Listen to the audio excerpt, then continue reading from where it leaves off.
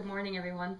My name is Robin Ott, and I'm here with Sandy Schultzenberg at the Enhancement Center at the Breast Center at CentraCare Health Plaza.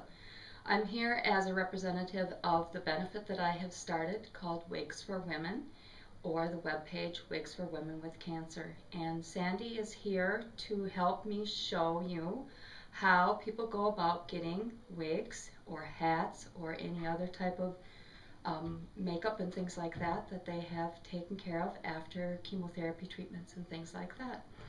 As many of you know, I am a cancer survivor myself. I had breast cancer 2 years ago, and hoping that I will have once more a good checkup coming up here. But anyhow, I'd like to introduce you to Sandy. Well, hello. I'm glad to be here and to sit and visit with Robin. It's very nice to meet you, Sandy. I know last year we were able to donate money to your cause here, or to help you out here, and I hope that that money did help you out some. It does. Contributions from you and people out there that are given to the CentraCare Health Foundation funnel back into me so that it allows me the opportunity to once a year just order thousands of dollars of wigs so that when these women come, we have colors, we have sizes, we have different styles. I mean, people come here and are usually just really astonished at what this program provides for them and how these wigs look real, and it's such a boost to their self-esteem, which is really the core of this program, to give them that sense of self-worth and that self-esteem, so when they're going out there, that's one less thing they have to worry as they travel their journey. I agree fully. That's part of the reason why I started this. I had a girlfriend who was diagnosed and has been treated for ovarian cancer. And speaking with her was when I was enlightened about the issue that a lot of insurances don't cover wigs for people. Correct. Because they're such an aesthetic thing, but they don't take in consideration that whole self-esteem and all of that that goes along, especially for women who Yes. Their hair is their focus, and the upkeep and everything is all part of who they are. So I've had many women come and actually share the fact that, when I was told I had cancer, I was devastated. And then when I was told I was going to lose my hair, for some women that's almost, an unbearable thought to deal with on top of the diagnosis that they've just gotten. So for them to know that CentraCare provides this program for them where they can come and they can pick out a wig, we'll cut and style it to suit their needs. I'll tell them the maintenance and care of the wig. They'll get a sleeping cap, a turban, a Kathy cap, an outdoor hat. I mean, we teach them, we give them these items and we teach them how to use it. So when they leave here, it's not like they just have a wig. They have hats. They've learned some other techniques of how to use scarves and baseball caps. So they truly can leave here and face the world and know that I'm going to look good. And that's great. Sandy, how did you get started with this organization? It was, I think, back in 1993.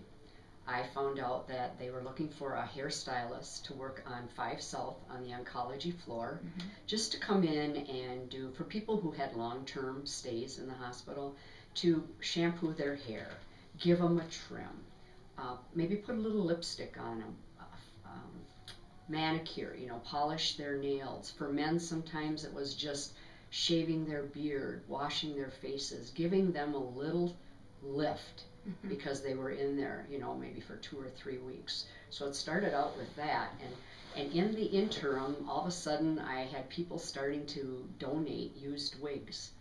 And then one day, someone called me and said, we got your name and we'd like to donate money. So that started I started thinking, wow, I could buy new wigs then. So this could be a whole new avenue that we were opening up.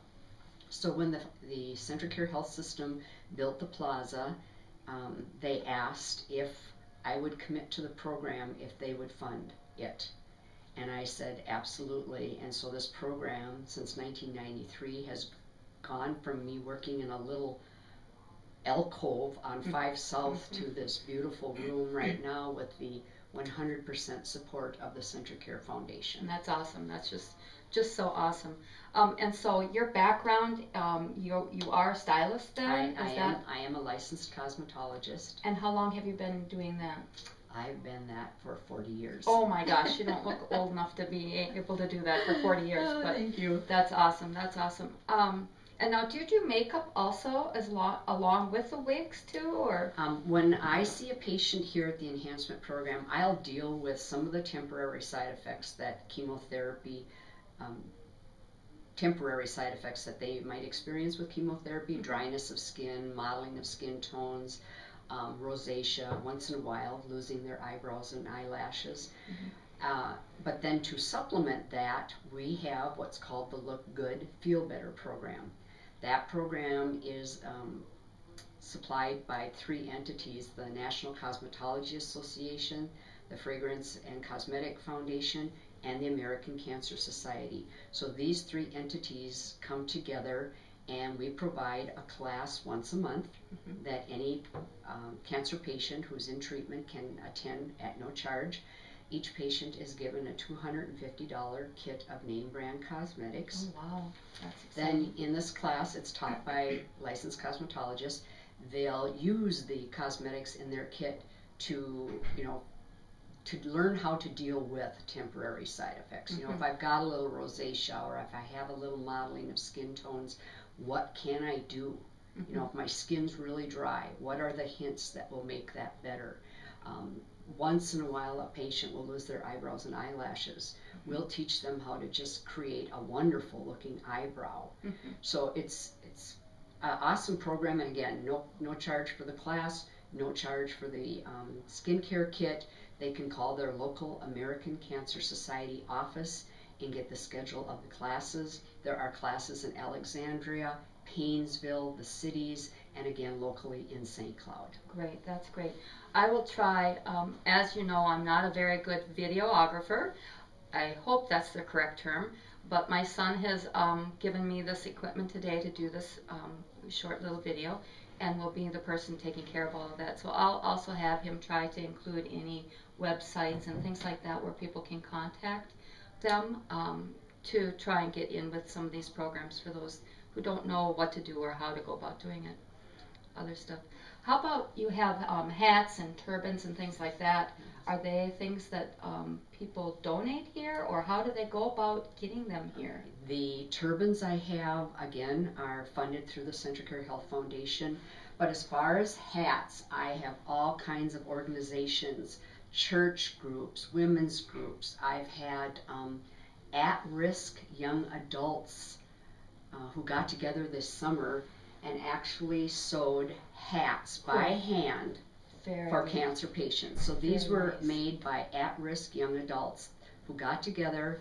I submitted the program's name, and they chose this program to do something to help cancer patients. That's awesome. It is. Yeah, it's great to get the kids. Yeah. Especially those that need things just to keep them out of trouble, or Girl Scout groups. Coburn's corporate office has a group of women who donated 300 hats. They've knit scarves. Oh, man. I have a lady who knits slippers.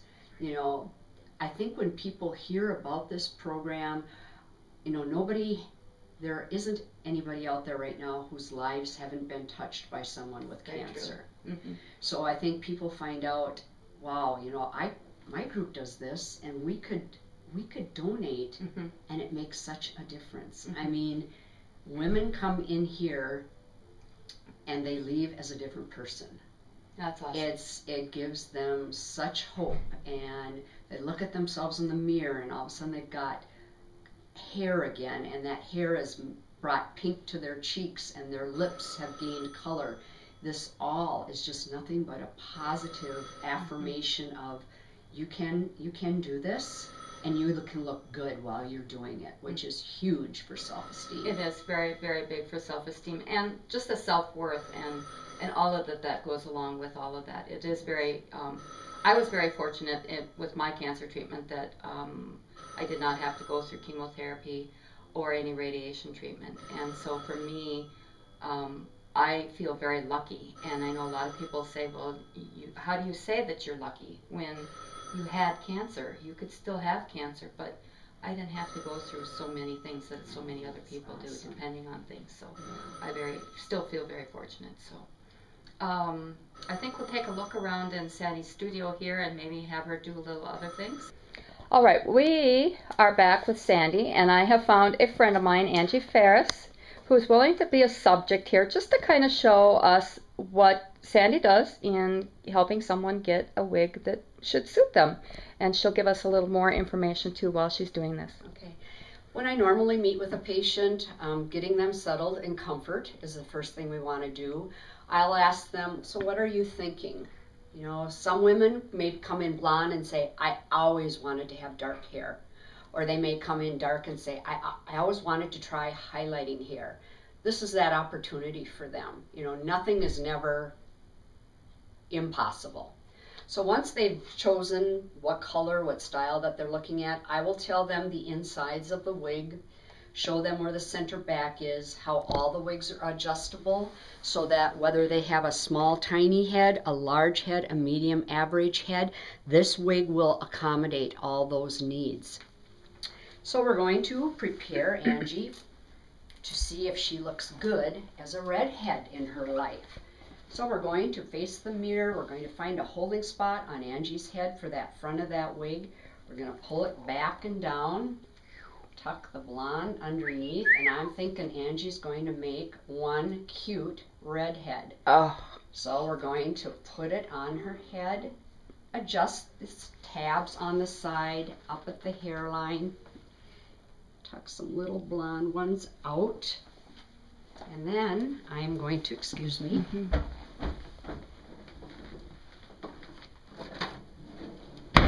get a brush and just start playing with it.